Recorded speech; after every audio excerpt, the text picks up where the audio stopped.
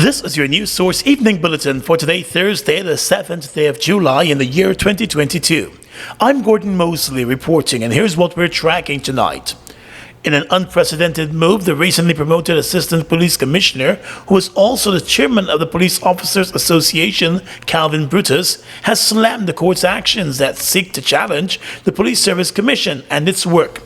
Former chairman of the Police Service Commission, Paul Slow, last week moved to the court to block the new Police Service Commission from going ahead with the promotion until the court rules on a case involving the president's suspension of the last Police Service Commission. But the police force and the new PSC went ahead over the weekend with the surprise promotions.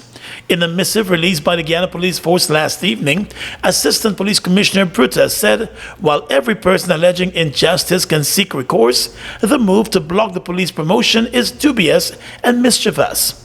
But last year, it was the same Brutus who approached the court to block police promotions after he got word that he was not on the promotions list under the last Police Service Commission. His matter was thrown out by the court. In his statement last evening, Mr. Brutus said the acting commissioner and the Police Service Commission acted properly when they promoted the ranks last week.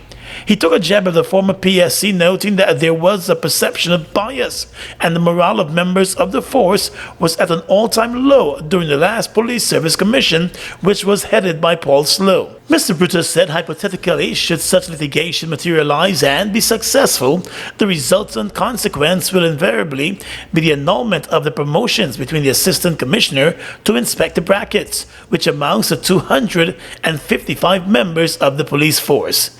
He said that will reverberate to the recently promoted 455 junior ranks, because approximately half of the vacancies for sergeants and lance corporals were created in wake of senior promotions. Brutus contends that rescinding senior promotions would erase those vacancies and send shockwaves across the force. He said it is the candid view that any person that undertakes such an unnecessary and hazardous endeavor is certainly mischievous, void of consciousness, empathy for law enforcement officials, fellow citizens, and lack of any semblance of nationhood. He said, moreover, members of the force are cognizant of what he calls a minuscule portion of society that is pontificating and insinuating sinister intentions. Brutus said, nevertheless, should such litigation materialize, it would not succeed due to the lack of legal foundation, public policy considerations, and the negative implication for public security in the country. Attorney at law Sylvan Peters has written to the Chief Justice requesting that the matters be heard urgently. Brutus said the Guyana Police Officers Association will be promptly making an application to join the litigation in the court to represent the interests of the promoted ranks. He said the force will explore all avenues to ensure the status quo remains. More news coming up in just a moment. How fast is fiber? Think fast. GTT Fiber has 3 packages with download speeds of 50, 100, and 150 megabits per second. That's fast enough to stream movies and music, to chat with Gran and Fran, to study, and more. What would you do? Upgrade to GTT Fiber today and don't get left behind tomorrow. Give me one dembe for my whole family. Their bread is tasty. Them Baked with love and passion by our dedicated team of fine bakers, we give you dembe. With the same great quality you're used to, we now have a slightly new look. Here in Land of Canaan, we are ready to give you even more. Don't wait until you're hungry. Reach for a slice of dembe. Dembe, healthy, wholesome living.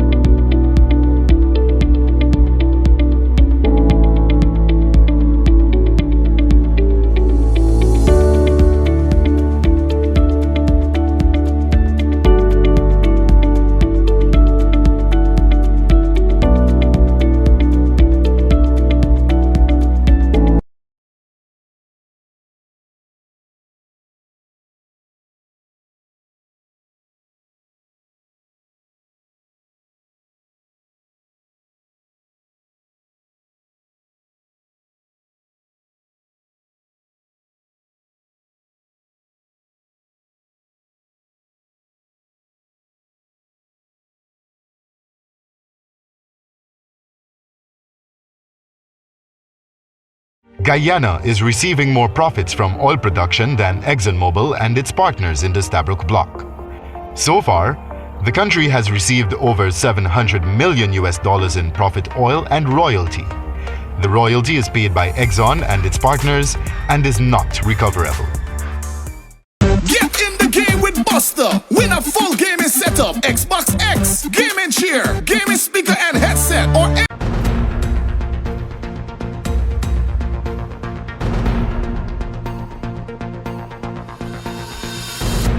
Welcome back.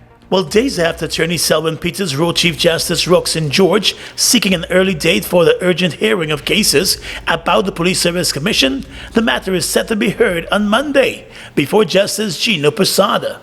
Former chairman of the Police Service Commission, retired Assistant Police Commissioner Paul Slow, last week moved to the court seeking an injunction to halt any promotion of members of the Guyana Police Force by the new Police Service Commission. Mr. Slow's contention is that no promotion can be allowed to proceed in light of his previous challenge, which is still pending before the High Court. He is challenging the President's power to suspend the last Police Service Commission. The urgent application filed by Slow was to prevent the publishing of any promotion list until the first matter is resolved. But before the case could be heard, Acting Police Commissioner Clifton Hicken over the weekend announced the promotions of over 700 police ranks.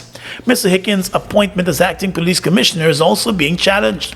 When Mr. Peters asked the Chief Justice for an urgent hearing of the matter, he complained that the actions of the Police Service Commission and the acting top cop may render any future orders granted by the court irrelevant. He also said an urgent hearing of the application is to ensure that the appropriate orders made will ensure that the applicant's rights, interests, and remedies are not prejudiced. Meanwhile, Assistant Commissioner of Police Calvin Prutus, as we told you earlier, who was promoted last night slammed the court action challenging those promotions. Let's tell you now that the Caribbean Community CARICOM appears to be moving full speed ahead in advancing the CARICOM Agri-Food Systems agenda to address the current food security challenges and rising food prices and to achieve the 25 by 2025 vision, which refers to the reduction of the food import bill by 25% in the year 2025.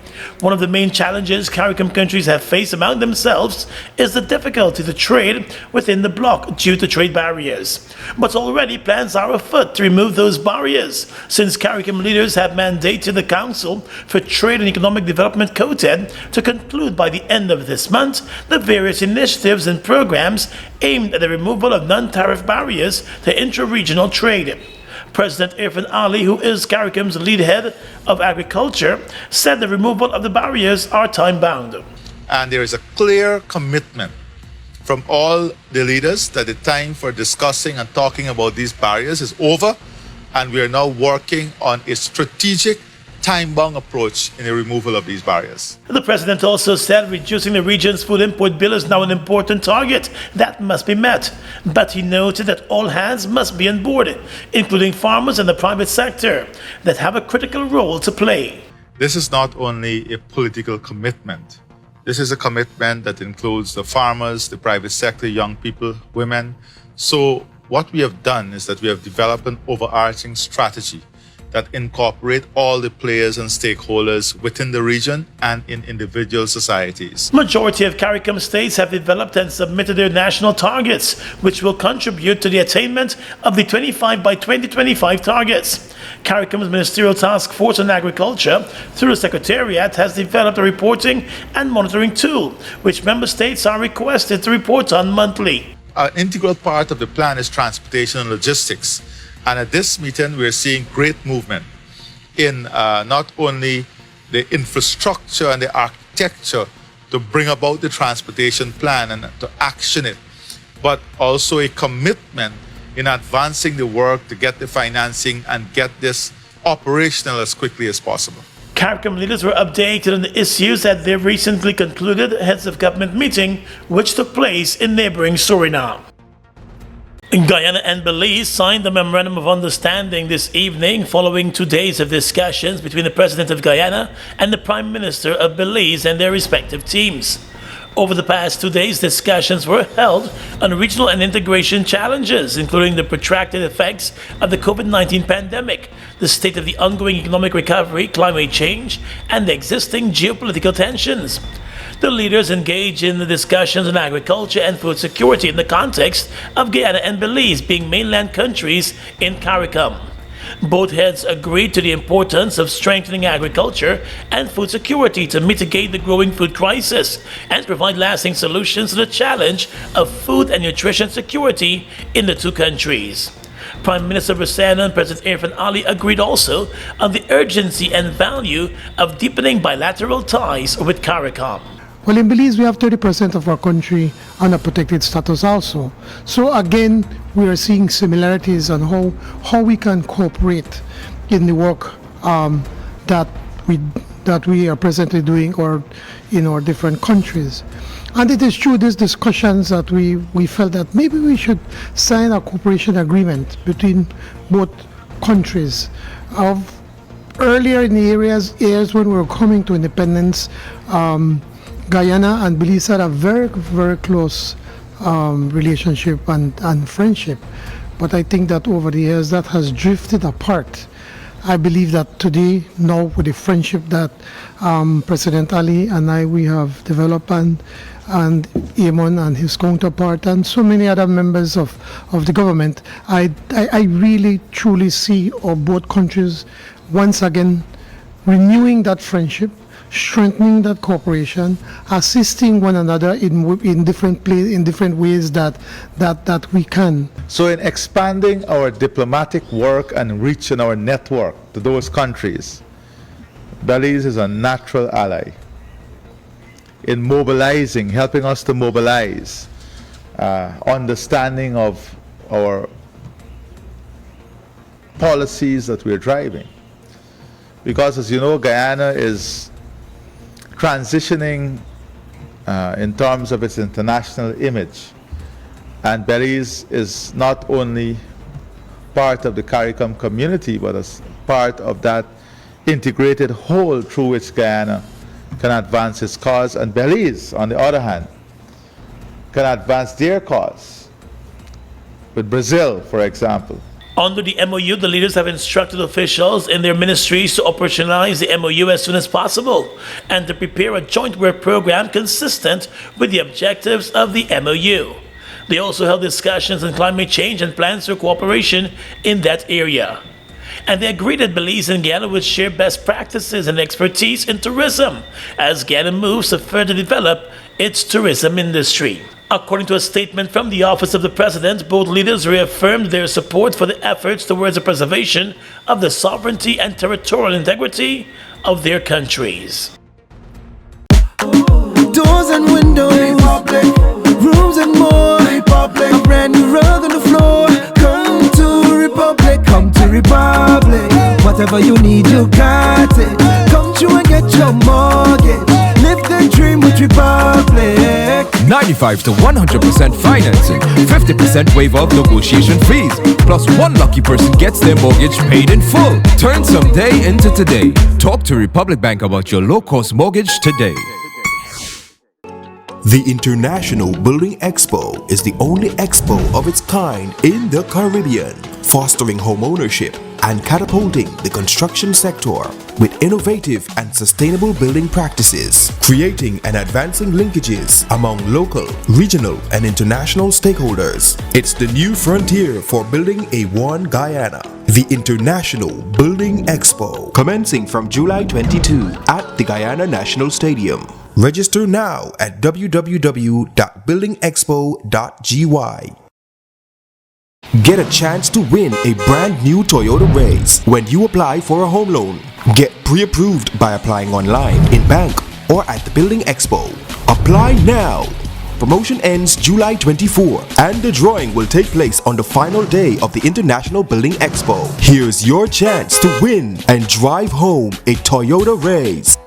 GBTI, we see Guyana through your eyes.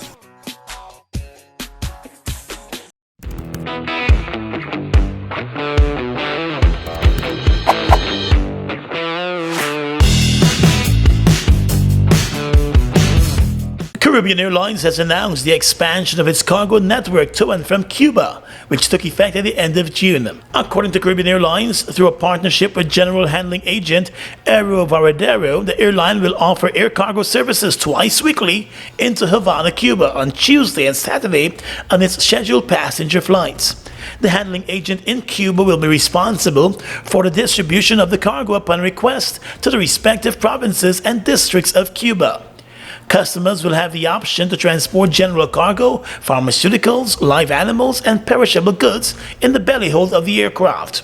In addition to moving shipments between Cuba and Port of Spain, Trinidad, cargo connectivity will also be available via the airline's Port of Spain hub to the wider Caribbean, including Guyana, Jamaica, Barbados, and several other destinations. Commenting on the launch, the airline's general manager for cargo, Marklin Mosley, said Caribbean Airlines Cargo has supported the movement of goods between Cuba, Guyana, and Trinidad and Tobago via charter flights in the last couple of years. He said the expansion to offer full cargo services via their passenger flights is a welcome and exciting development, and it will improve connectivity and increase opportunities for trade and a seamless movement of cargo between Cuba and the rest of the region. Turning now to the police blotter, the Guyana Police Force this evening announced the arrest of 32-year-old Fado Shaw, who was wanted by the police for wounding a 31-year-old woman of Tamari back in 2020. He was arrested today by police ranks at Three Fence on the Expo coast in Regional Police Division No. 2. Fado Shaw, a laborer of Tamari, is also accused of stalking and attempting to kill the same woman about 2 months ago. He's presently in custody at the Anna Regina Police Station, pending charges. 26-year-old Monrepo laborer Neeman Boy Persad was today charged and remanded to jail for the murder of 86-year-old pensioner Agnes Dillon. Persad appeared at the Sparendam Magistrates Court this morning, and he was not allowed to enter a plea to the indictable murder charge. He is accused of breaking into the home of the elderly woman last Thursday and chopping and stabbing her to death. The woman lived alone in a small apartment. She was discovered dead by her landlord and a neighbor who were forced to break into the apartment after not seeing or hearing from her. In the apartment, they discovered the woman's bloodied body on her bed with chop and stab wounds. The accused was arrested 2 days later and reportedly confessed to the investigators. A motive for the murder was not immediately made known. The accused, Neeman Persad, will make his next court appearance on the 12th of September. He will remain behind bars for the duration of the case. The International Monetary Fund has thrown its support behind Guyana's plans to bring down electricity costs through the landmark Gas-to-Energy project. This project is being supported by ExxonMobil and is expected to bring great relief to the people of Guyana through a massive reduction in electricity costs. Get a chance to win a brand new Toyota Race when you apply for a home loan. Get pre-approved by applying online, in bank, or at the Building Expo. Apply now! Promotion ends July 24 and the drawing will take place on the final day of the International Building Expo. Here's your chance to win and drive home a Toyota Race. GBTI, we see Guyana through your eyes.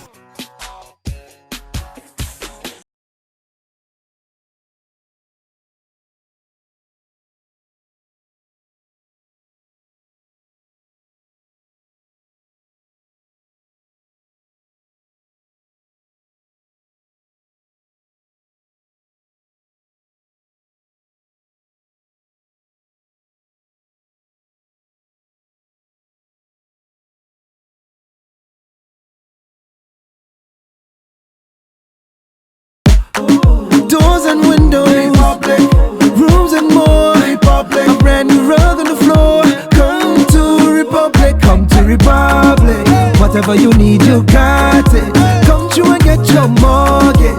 Live the dream with Republic. 95 to 100% financing, 50% waiver of negotiation fees, plus one lucky person gets their mortgage paid in full. Turn some day into today. Talk to Republic Bank about your low-cost mortgage today. Get in the game with Buster. Win a full gaming setup, Xbox X, gaming chair, gaming speaker and headset, or any of over 60 weekly prizes like Oculus Quest 2, Mini 2 drone, Nintendo Switch, and many more top gaming prizes. Check below for details. Fuel it up and drive.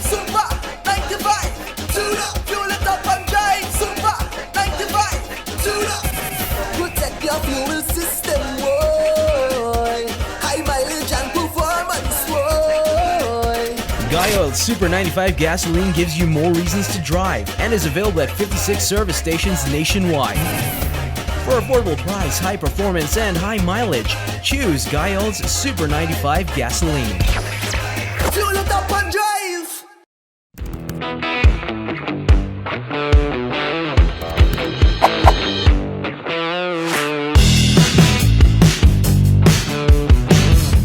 Across the region tonight, Haiti today commemorated the one-year anniversary of the murder of President Jovenel Moïse, whose killing created a power vacuum and allowed the country's gangs to expand their territory and even take over the headquarters of the nation's courts.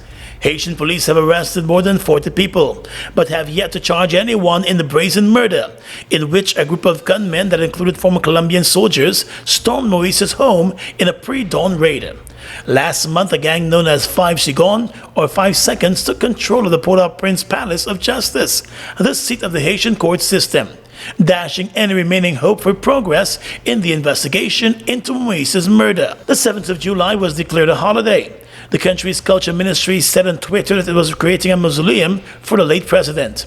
Haiti has for years struggled with gang violence, but kidnappings have spiked across the country since last year, targeting everyone from high-ranking government officials to everyday citizens across Haiti. The monkeypox virus has been confirmed in Jamaica.